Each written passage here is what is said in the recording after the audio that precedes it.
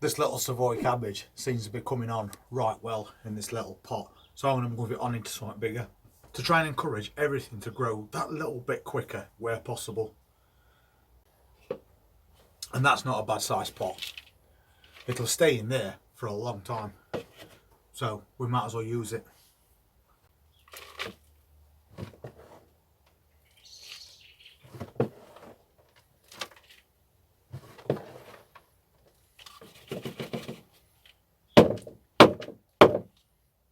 Not completely filled it either, because it don't really need it.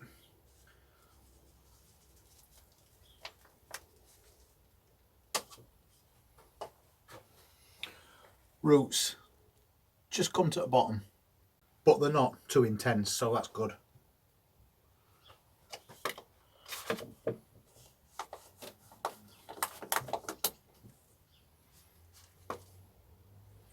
Get this little plant in here. Brassica roots tend to spread out quite a bit, so using this wider containers, giving it more option to feed that root system. And we can also keep burying it a little bit deeper as it grows to make sure we get a nice, stable, stocky little plant. But for now, that's perfect. And I'll just give that a little sprinkle of fish blood and bone, so we know there's enough nutrients in there to last for months.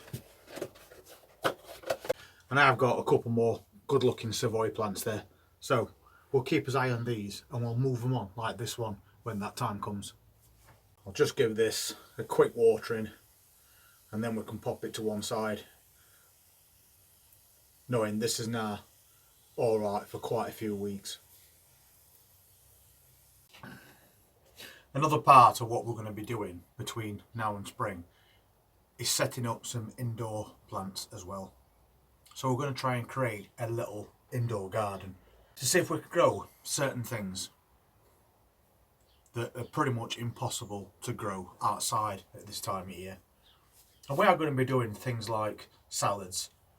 We're doing some microgreens as well, because they're very easy to grow and they're packed with nutrition as well. They just need a sunny window, and normally they're ready to harvest in 3 to 4 weeks. But apart from that, I'm going to try and grow an indoor tomato plant and start off some peppers as well. But for the peppers and the tomatoes, I'm going to be using a heat mat because they need to maintain a temperature of 75 to 80 degrees to germinate. To start off with, we'll do a few microgreens. When we do these microgreens, we just plant them onto paper towel. No compost whatsoever, and it works. So I'm just going to cut a paper towel to size, pop it in the bottom of this container.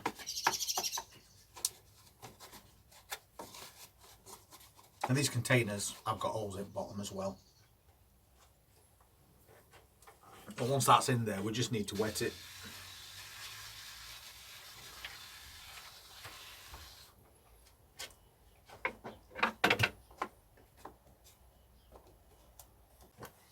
And that's basically all we do. So I'll set all these up first. Now they've all been done, I'm just going to pop them into this tray, because when we water them, we want to bottom water them. And then when it comes to sowing seeds, basically you need to overseed them. So I'm going to do some beetroot. So we're basically going to put loads and loads of seeds into this container and spread them out as best we can as well.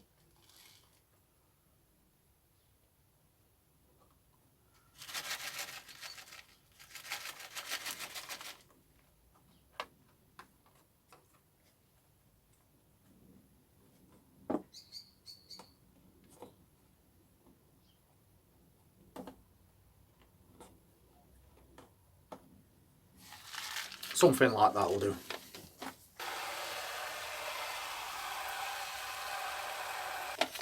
This one's going to be pea shoots, but we're going to soak the peas first for a few hours.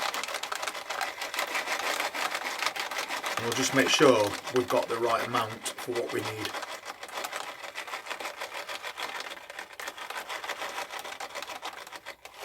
think that'll be plenty. So they'll just sit there soaking, just to rehydrate that pea a little bit.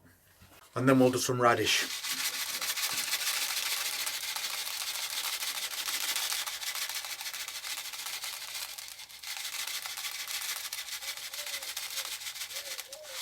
And radish is probably one of your fastest growing vegetables that you could use. So it's ideal for microgreens. And again, we've really overseeded that tray.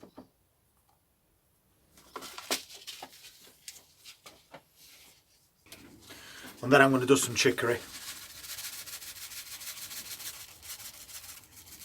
Lots of seeds that's just gone in there. So basically that's all as microgreens set up. And as I said, we'll let those peas soak for a few hours just till they rehydrate a little bit, and then we'll scatter those into the bottom of these trays the same. And then what we'll do is we'll pop some cling film over the top. And because I'm determined that I'm going to get at least one Chinese cabbage that's got no slug damage to it at all, I'm also going to take this one in because it's in a nice little container. It's completely undamaged. So this will be part of that indoor growing project that we're doing. And we've also got some broad beans.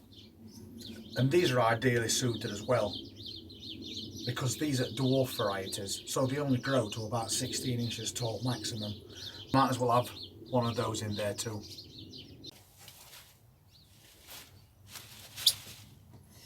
And because that sun's out today and it's not -3 anymore like it was this morning, we can uncover some of these plants and let them get a good amount of sunlight as well.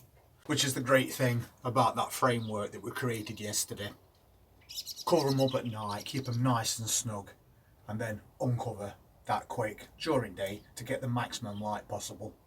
And we've already got a spinach planter that we set up the other day as well, which is about this long, and it's got quite a lot of multi-sown spinach in it. So we've now started to put together a nice little collection of plants for indoor growing all the way through winter. And everything that we grow is either going to be a shallow rooted, fast growing plant, or it's going to be a dwarf variety of plant. So that it's only going to take up a small amount of space. And we're just going to base all these in a spare room on a kitchen table, and then see what we can get when we come to harvest all these plants that we're growing indoors. And then we've got the peppers that we're going to be doing.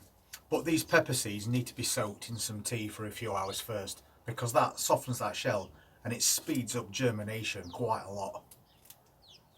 And the tomatoes that I'm going to try are called Garden Pearl. So that again is a compact dwarf variety of tomato that produces little red cherry tomatoes. And we can grow those in a container that size, just 10 litres. So it's not taking up a lot of space, but we can potentially get a lot of cherry tomatoes from it. But obviously while we're doing this, we still need to bear in mind that when it comes to things like tomatoes and peppers,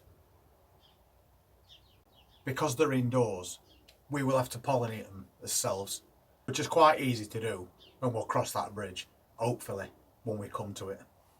So I'll pop some compost into one of these trays. It's quite a deep tray, so once we get these plants going,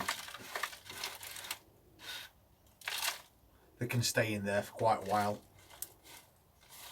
And there's 12 cells in that, so I only need one tomato plant really. So I'm just going to use 2 cells for those, and I'll drop a couple of seeds in each and hope that at least one comes up out of those 4 seeds. And then we'll plant 10 sweet bell peppers. But I'm doing this now, and then I'm going to take it indoors for later, because I don't want to be putting these seeds into cold compost. So I'll take these in house, get them nicely warmed up, and then I'll come back and I'll sort some more things out until we've got a nice little collection of plants that we're going to put in that spare room and probably offer up a bit of heat and a bit of light. But either way, we'll make sure that while these temperatures are like they are, whether it's from outside or whether it's from inside, we're going to get something. And if you want to see what we do get between now and next spring, please hit that subscribe button, press that notifications bell, and we'll see you then. Take care.